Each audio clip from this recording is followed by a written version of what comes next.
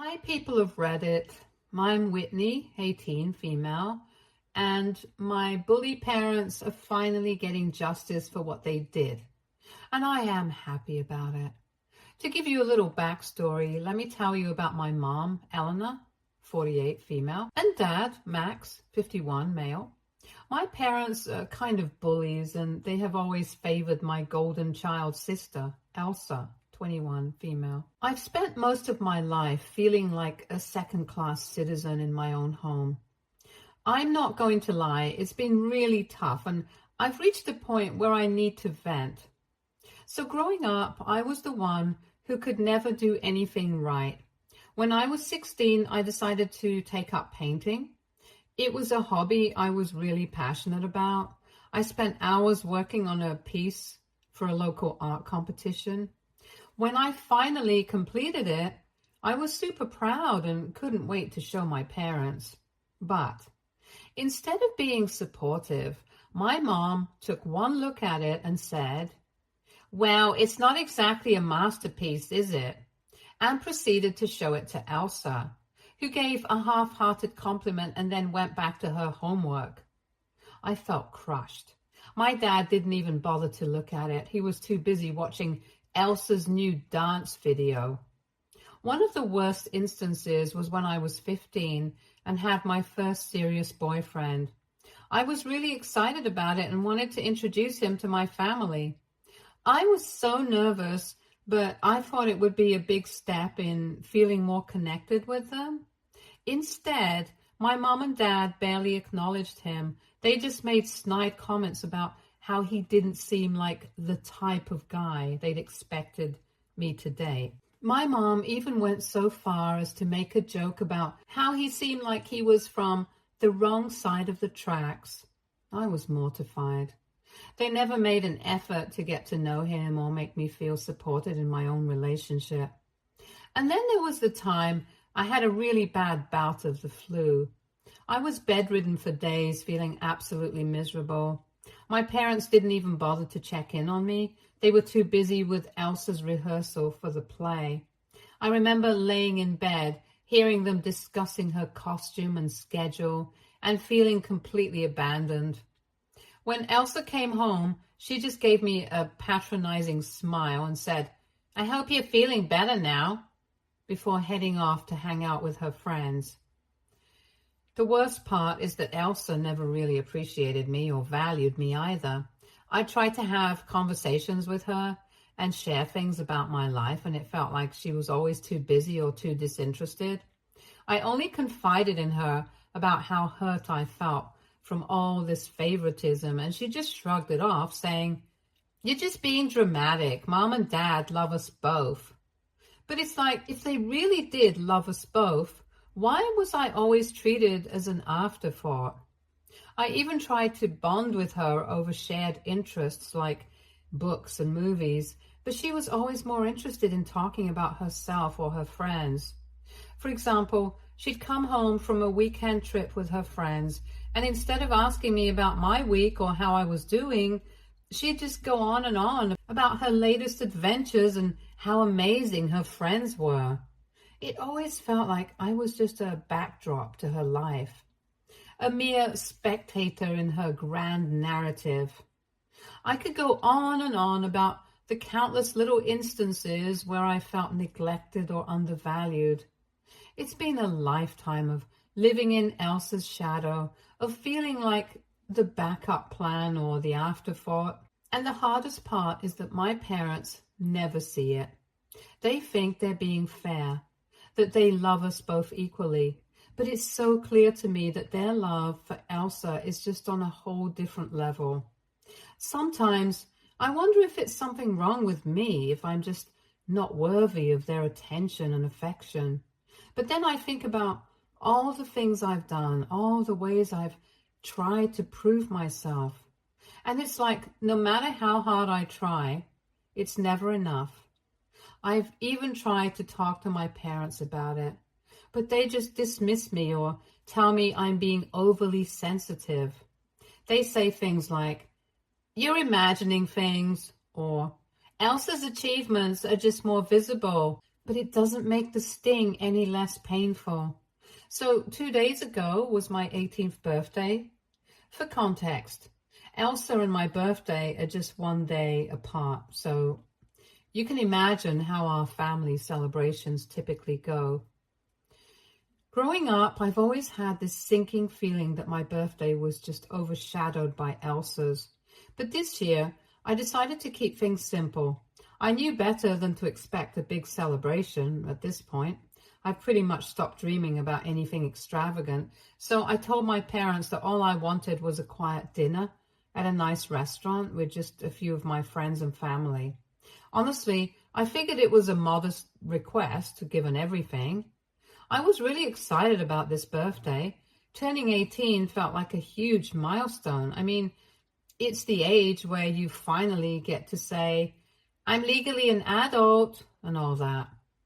I was looking forward to it as a way to celebrate a bit of independence and mark the end of my teenage years. I had picked out this gorgeous dress that I had been eyeing for months. It was this sleek navy blue number with a bit of sparkle that made me feel like I was finally stepping into my own. I even went out of my way to find a restaurant that I thought everyone would enjoy. After doing some research, I settled on a place that had great views and a cozy atmosphere. I thought it would be perfect for a low-key birthday dinner. I went to the trouble of searching for the best restaurant, making sure it was somewhere everyone could agree on. I didn't want any last-minute stress or arguments over where to eat.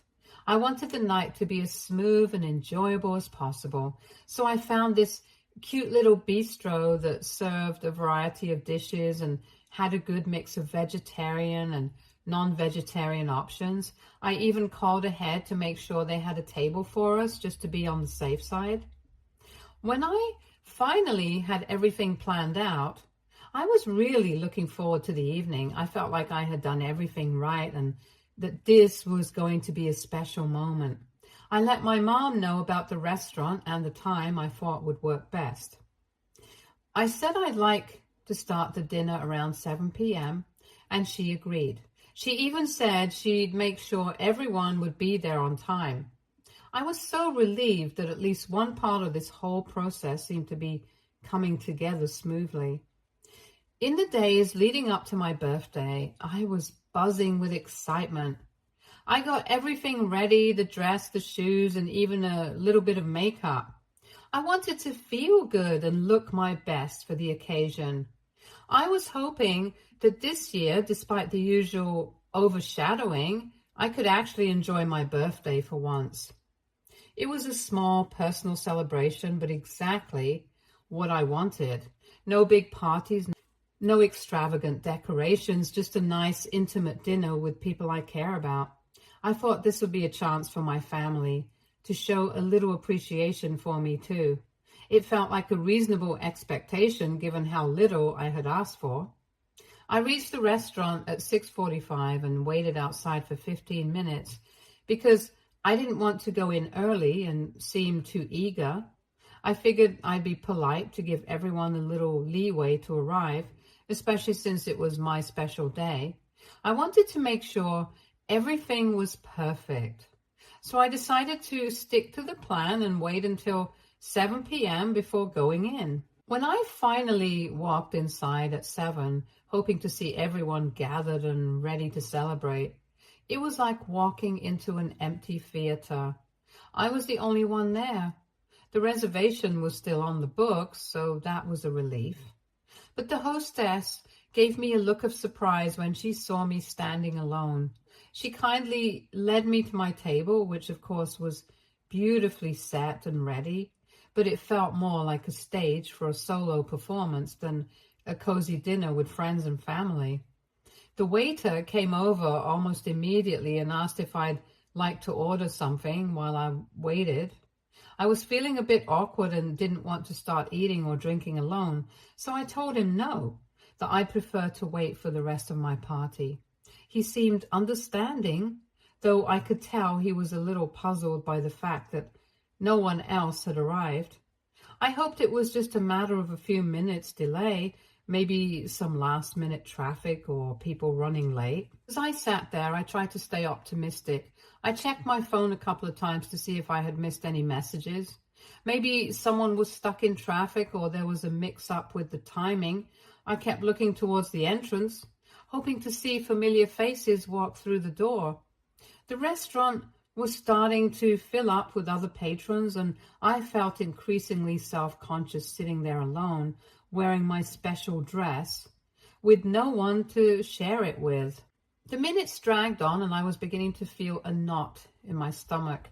My excitement from earlier in the day was starting to give way to a mix of anxiety and disappointment. I tried to keep my mind off it by scrolling through my phone or fiddling with my menu, but the reality was starting to sink in. It was past 7:15 and still no sign of anyone. At that point, I began to worry. I didn't want to make a scene or call anyone out, but I couldn't shake the feeling that something was seriously off. I tried to convince myself that maybe everyone was just running exceptionally late, but the minutes kept ticking by with no change. My hopes were dwindling and I was feeling more and more isolated. By 7:30, I couldn't deny it any longer. It was clear that my family and friends hadn't shown up yet. I started to get a bit emotional sitting there at my table, feeling like I was the only one who had shown up to their own birthday party. I began to think back on how I had made sure everything was arranged and planned, how I had been excited and looking forward to this night, only to end up waiting alone. I kept telling myself to stay calm and composed, but it was getting harder with each passing minute. When no one showed up after 30 minutes, I started to get really anxious. I decided to call my parents, thinking maybe they were just running late. I called them repeatedly, but no one answered. My heart was racing and I felt this sinking feeling in my stomach. I knew I needed to figure out what was going on, so I decided to call Elsa, hoping she might have some answers. She picked up on the second ring, and I tried to keep my voice calm, even though I was on the verge of panic. I asked her where everyone was, and she casually mentioned that she was at home. I was completely baffled. I asked her when she was planning to come to the restaurant, and that's when she dropped the bombshell.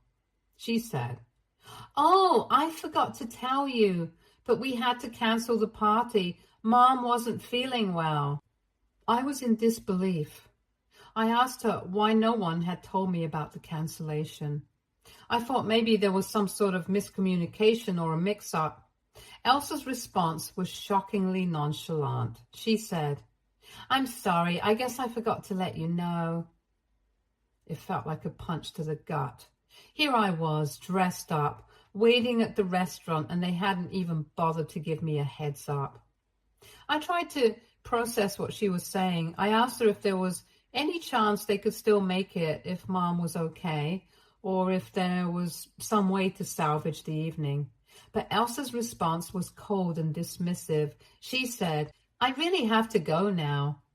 And then she just hung up on me. I was left sitting there, stunned and hurt. I tried to keep my composure, but it was really tough. I felt like I had put so much effort into planning this evening and had gotten nothing in return. I looked around the restaurant trying to keep my tears at bay. I could see families and groups of friends enjoying their meals. It made me feel even more isolated. I was sitting there with no one to talk to, no one to celebrate with. The emptiness of the situation was overwhelming. I was sitting there feeling pretty miserable, so I decided to order something to eat. I told the waiter that no one was coming and asked if I could move to a smaller table. At this point, I was just trying to make the best of a bad situation. I ordered a simple meal, not really caring much about what I ate, and pulled out my phone to pass the time. As I was scrolling through my feed, trying to distract myself from the growing sadness, I noticed someone walking through the restaurant's entrance. I looked up, and to my shock, it was my grandfather. I hadn't expected him to come, especially since I thought my mom had uninvited everyone. I was genuinely surprised and honestly relieved to see a familiar face. He walked over with a warm smile and said, "Happy birthday." I felt a rush of emotion as he came closer. I stood up and gave him a big hug. It was one of those hugs that you need when everything else feels like it's falling apart. I thanked him for coming, and it felt like a small glimmer of hope in an otherwise bleak evening. He looked around and asked me where everyone else was. Up until that moment, I had been holding back tears, trying to keep it together. But when he asked that simple question, it was like a dam breaking open. I couldn't hold it in any longer. I started crying right there in the middle of the restaurant. My face flushed and I could feel the tears streaming down. I took a deep breath and tried to explain what had happened. Between sobs, I told him about how I had arrived early, how no one had shown up, and how Elsa had called to tell me that the party was canceled because Mom wasn't feeling well. I told him how I had been sitting there alone, feeling completely abandoned and forgotten on what was supposed to be my special day. My grandfather listened patiently, and I could see concern in his eyes. He put a comforting hand on my shoulder and told me he was so sorry. He said he didn't know about the cancellation and that he had come as soon as he could. It was clear he felt bad about the situation, and his presence was a much-needed comfort. We chatted as we waited for my food to arrive.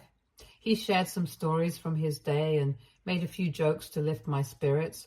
It wasn't the lively birthday dinner I had imagined, but his company made it feel a bit more like a celebration. As we talked, I felt a sense of relief. Even though my family had let me down, at least I wasn't completely alone. When the food finally arrived, it was hard to fully enjoy it.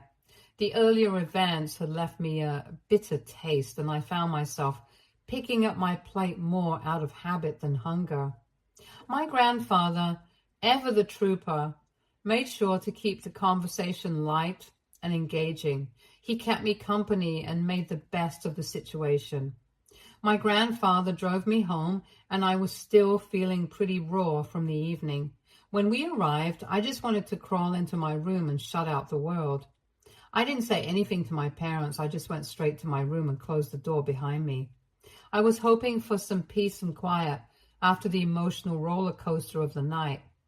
A few minutes later, though, I was jolted from my thoughts by the sounds of screaming coming from the living room. I was a bit startled and worried, so I decided to go downstairs to see what was going on. As I made my way down the stairs, the shouting got louder and more intense, and when I reached the bottom, I saw my grandfather and my mom in a heated argument. My mom was yelling, asking my grandfather how he could do this to them. Her voice was full of anger and disbelief. I was completely confused. I had no idea what they were fighting about. I stood there trying to make sense of the situation, and it was clear that this was more than just a simple family squabble. From what I could gather, the argument was about something that had to do with my grandfather's will. Apparently, my grandfather had promised my mom that he would leave her his house in his will, but now he had decided to change his mind. My grandfather was furious, saying that my mom was still the same entitled brat she had been when she lived with him. He was clearly upset and ashamed of how she had treated me, his own granddaughter. In the middle of the shouting match, my grandfather turned to me, took a deep breath and said, "Happy birthday, sweetie," and then headed for the door. It was a strange moment, filled with mixed emotions. I felt a bit of comfort from his kind words, but the chaos that had unfolded was overwhelming. He left without another word, and I was left standing there trying to process everything. Once he was gone, my mom turned to me with an intense look. She demanded to know what I had told him. I was caught off guard by the question, but I tried to stay calm. I simply said, "Nothing, just the truth." It was the truth, after all, about how I had been left alone on my birthday and how Elsa had casually mentioned that the party was canceled without informing me properly. My mom's face contorted with anger, but before she could say anything else, I just turned and walked back to my room. I closed the door behind me and leaned against it, feeling a mix of exhaustion and frustration. I had hoped for a quiet end to a difficult day, but it seemed like the night was far from over. Eventually, I lay down on my bed, trying to calm my racing thoughts. I felt emotionally drained and wished I could just fast forward through the rest of the night. The arguing had left me feeling even more isolated, and I couldn't shake the sense that I was caught in the middle of something much larger than myself. The evening had not gone at all as I had planned, and I was left wondering if things would ever change, or if this was just how things would always be. As I closed my eyes, I hoped for some semblance of peace and a better start to the next day. When I woke up the next day, I felt like I was in a completely different world. The entire atmosphere in the house was icy and uncomfortable. My family was treating me with this cold distance that made me feel like I was invisible. It was a stark contrast to the usual chaos and warmth of family interactions. I walked downstairs and immediately noticed that things were already set up for Elsa's birthday. It was like a complete switch had been flipped overnight. My mom was bustling around the kitchen, clearly feeling better, and she was cooking up a storm. The house was filled with the smells of what I could only guess were preparations for a big birthday celebration. I felt a pang of sadness and frustration as I realized how different things were from the night before. I tried to keep my emotions in check, but it was really hard to see the celebration for Elsa being planned so meticulously while my own birthday had been so disregarded. I was still feeling the sting of being abandoned and hurt by the lack of consideration from my family. I couldn't just sit there and watch them prepare for Elsa's party when it felt like they had completely ignored my feelings and my birthday. So I decided to leave. I packed a few things and went over to my best friend's house for the night. I needed a break from the tension and the cold atmosphere at home. I needed somewhere to go where I felt welcomed and understood. My best friend's place was a sanctuary where I knew I could at least feel a little bit of normalcy and comfort. It was an impromptu decision, but it felt like the right one at that moment. The weird part was that even after I left, my mom didn't even bother to call me. There was no text, no call asking me to come back for Elsa's birthday. It was like my absence didn't matter to them at all. That was a huge blow to my already bruised feelings. It made me wonder if they really didn't want me there, or if they just didn't care enough to make an effort to reach out.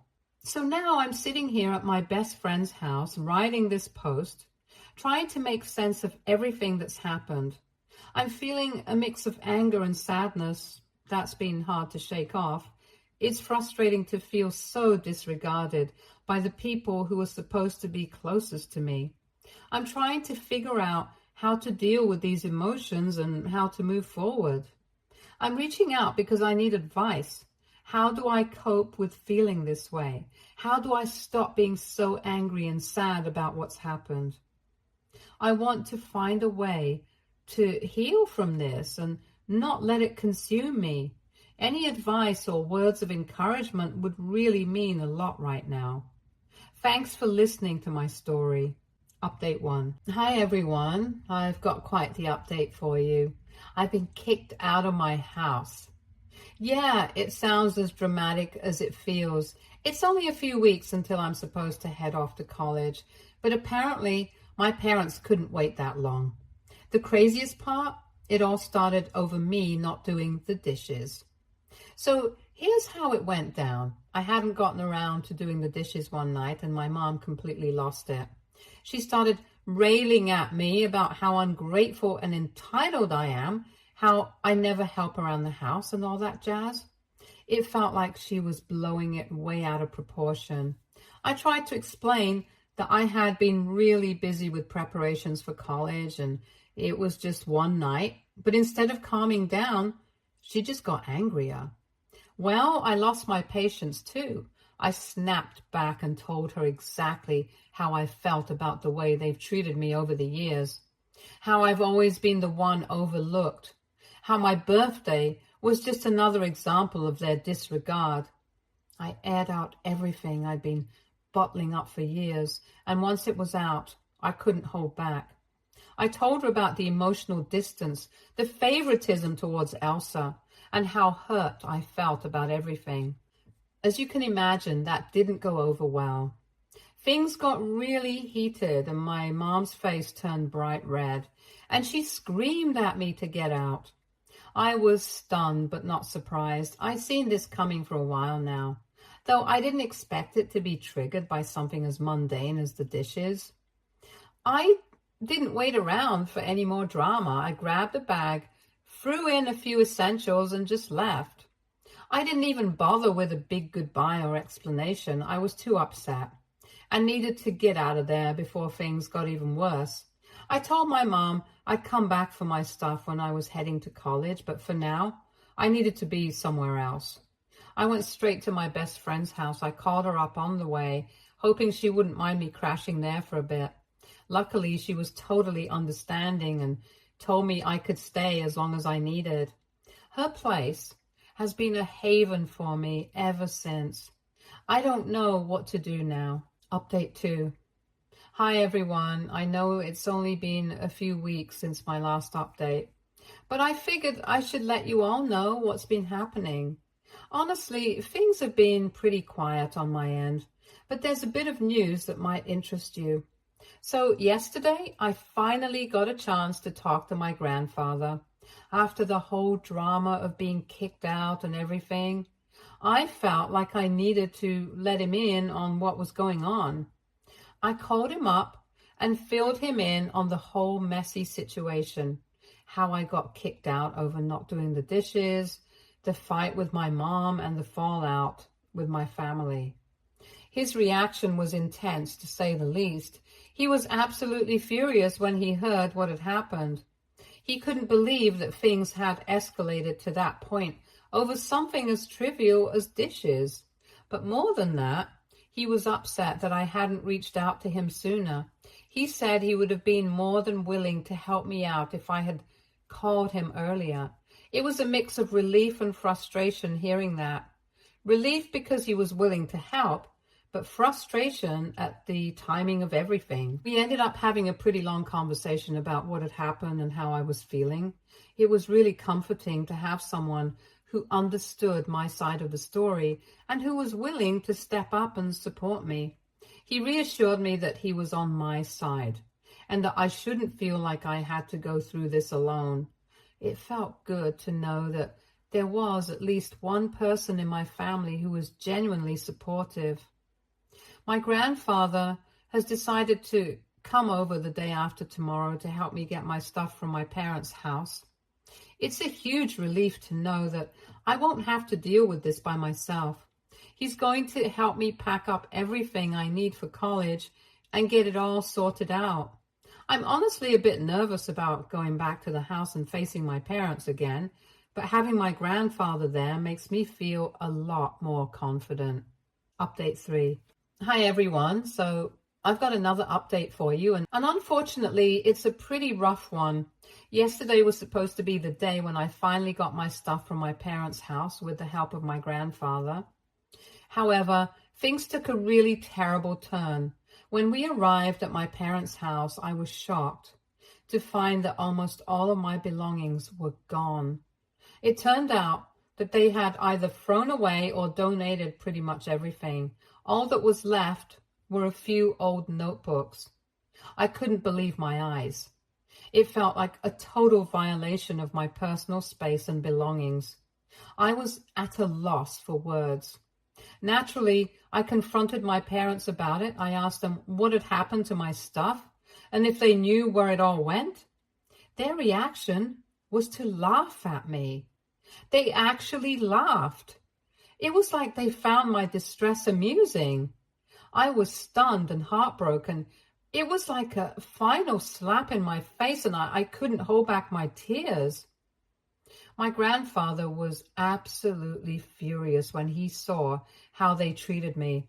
His face was red with anger, and I could tell he wanted to confront them more aggressively, but he kept his cool. Instead of getting into a big argument, he decided it was best to just leave. It wasn't worth escalating the situation further, especially since I was already in such a fragile state. We got back into the car, and that's when the tears really started to flow. I was crying pretty hard, feeling utterly defeated and emotionally drained. My grandfather, being the incredible support that he is, did his best to comfort me. He told me he was so sorry that things had turned out this way and that he wished he could have done more. He reassured me that I wasn't alone and that we would figure this out together. To lift my spirits and make sure I had what I needed for college, my grandfather took me shopping. It was a bit surreal walking through stores, picking out things I needed for the next chapter of my life, while still feeling the sting of what had happened. But his kindness and determination to help me get back on my feet really meant a lot. We managed to pick up a few essentials, and it was a relief to know that I had the basics covered. On top of that, my best friend told me I could have whatever I wanted from her stuff. She offered me clothes, supplies, and anything else I might need. It was a huge comfort to know that even though I was going through such a tough time, I had people who genuinely cared and wanted to support me. Stay tuned for more stories from our girl